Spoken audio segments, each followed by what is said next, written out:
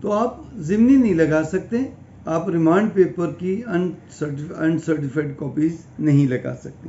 تو یہ ڈاکومنٹس آپ لگائیں گے، یا کمپلیننٹ سائٹ سے ہیں تو آپ کے پاس تو پھر پولیس کا ریکارڈ بھی ان آفیشیل ہوتا ہے، تو آپ کمپلیننٹ سائٹ سے آپ کی ذمہ داریاں اور ہیں، اور ملزم سائٹ سے آپ اگر آپ نے 22A کی پٹیشن دائر کی ہے ہراسمنٹ کے لیے، تو اس کے ساتھ آپ FIR تو ہو ہی نہیں، کیونکہ بغیر FIR درج کیے آپ کو ہراس کر رہے ہیں۔ تو آپ اپنے موقف کے لیے آپ کوئی بھی ڈاکومنٹ لگانا چاہیں گے، جی پولیس مجھے بغیر کسی وجہ کے مجھے ہراسمنٹ کاز کر رہی ہے، تو ہراسمنٹ یا پولیس کی نیگلیجنس کے بارے میں آپ کر سکتے ہیں۔ آپ اندراج مقدمہ کے لیے اگر آپ کوئی پٹیشن دائر کر رہے ہیں، تو آپ کے ورشن کو، آپ کے موقف کو جو ڈاکومنٹ سپورٹ کرتے ہوں، تو آپ ان کے ڈاکومنٹس کی فوٹو کاپی ساتھ لگا سکتے ہیں۔ ان کو دیکھ کے عدالت کو آپ کا موقف کو سمجھنے میں آسانی ہوگی۔ تو اگر آپ 22A کے آرڈر کو آگے چیلنج کرنا چاہتے ہیں، نچلی عدالت کے کسی بھی آرڈر کو آپ نے چیلنج کرنا ہے، تو اس آرڈر کی آپ کو سرٹیفائڈ کاپی آگے لگانی پڑے گی۔ اب آپ نے ریمانڈ ہوا ہے اور آپ نے اس ریمانڈ کو چیلنج کرنا ہے، تو وہ جو ریمانڈ دیا ہے، فزیکل ریمانڈ دیا ہے مجسٹریٹ نے، یا جو ریمانڈ پہ جو بھی آرڈر کیا ہے مجسٹریٹ نے، اس کی آپ سرٹیفائڈ کاپی لیں گے اور اس کو آگے لگائیں گے۔ اس کو جس آرڈر کو آپ نے چیلنج کیا ہے، عدالتی آرڈر کی آپ سرٹیفائڈ کاپی لگانی پڑے گی آپ کو۔ اب اپیل دائر کی، آپ نے نگرانی دائر کی ہے، تو جس آرڈر کے خلاف آپ نے اپیل کی ہے اس آرڈر کی سرٹیفائڈ کاپی لگائیں گے، اور آپ نے جس آرڈر کی نگرانی دائر کی ہے اس آرڈر کی آپ کو سرٹیفائڈ کاپی لگانی پڑے گی۔ اب آ جاتا ہے اگلا مرحلہ کہ اگر کسی بھی مقدمے کا چلان عدالت میں آ گیا ہے، تو اب آپ نے تیار کرنا ہے۔ آپ ملزم فریق سے ہیں، بھلے آپ مدعی فریق سے، مستغیث فریق سے ہیں، تو اگر آپ چلان آ گیا عدالت کا، تو ان آفیشیلی پاکستان میں جوڈیشل فائل ہوتی ہے ایک، اور ایک ہوتی ہے پولیس فائل۔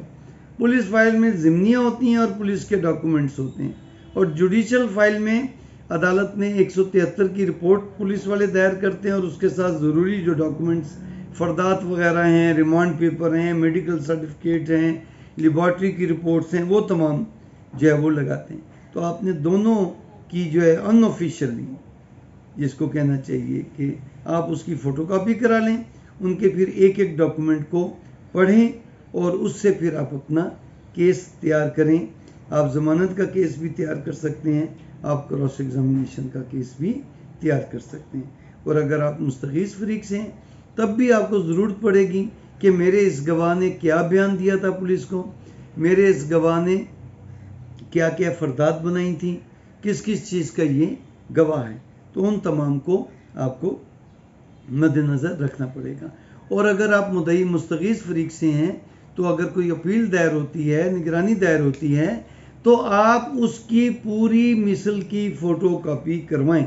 بعض اوقات کیا ہوتا ہے، فوٹو کاپی والے کے ذمے لگا دیتے ہیں یا منشی کے ذمے لگاتے ہیں، وہ فارملی کہتا ہے یار یہ ضروری کیے ہیں اور یہ غیر ضروری ہیں، وہ اپنے طور۔ آپ نے اس کو اسپیشل انسٹرکشن دینی ہے کہ تم نے کوئی ڈاکومنٹ نہیں چھوڑنا، بھلے وہ تمہارے مطابق کام کا ہے یا نہیں ہے۔ 10-15 ڈاکومنٹس ایسے ہو جائیں گے سمجھیں کہ ایریلیونٹ، لیکن آپ اب فوٹو کاپیئر کے پاس کھڑے تو نہیں ہو سکتے اتنی دیر، پتہ نہیں وہ کب کرے گا۔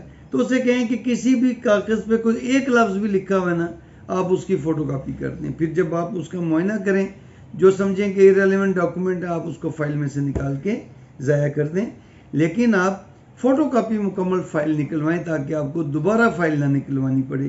تو آپ اس کو نکال کے، آپ مستغیث فریق سے ہیں تو آپ کو اس کی تیاری کرنی پڑے گی۔ کلیئر ہوا طائف، یا کوئی اور سوال ہے آپ کا اس کے بارے میں؟ جی سر، اس کے بارے میں کوئی خاص۔ Thank you. آپ کو ہمارا یہ لیکچر کیسے لگا آپ کمنٹس کر کے ضرور بتائیے گا، اور اپنے دوستوں سے بھی ہمارے اس لیکچر کو، ہمارے اس یوٹیوب چینل کو سبسکرائب بھی کریں اور دوستوں کے ساتھ شیئر بھی کریں۔ بہت بہت شکریہ۔